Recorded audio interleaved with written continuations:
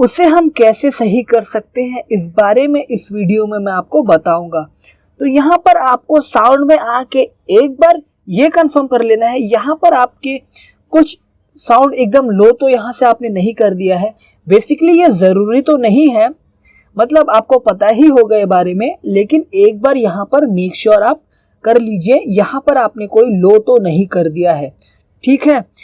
ये आपको ध्यान रख लेना है। उसके बाद यहाँ पर कभी कभी सॉफ्टवेयर से रिलेटेड भी इशू होता है, जिसकी वजह से हमारा साउंड आवाज़ नहीं आती है हमारे फ़ोन में।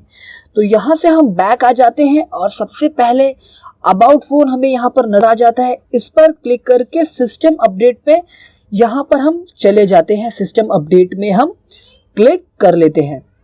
यहाँ से हमें चेक कर लेना है हमारा सिस्टम अप टू डेट है या फिर नहीं, इस बात को कंफर्म कर लेना है। तो सॉफ्टवेयर की प्रॉब्लम यहाँ से क्लियर हो जाती है। अगर आपकी हार्डवेयर की प्रॉब्लम है, हो सकता है आपका स्पीकर का माइक हिल गया होगा या पानी चला गया होगा उसमें, या फिर कोई और प्रॉब्लम है, तो इस कंडीशन में आपको इसे सर्विस सेंटर से रिपेयर करवाने जाना होगा।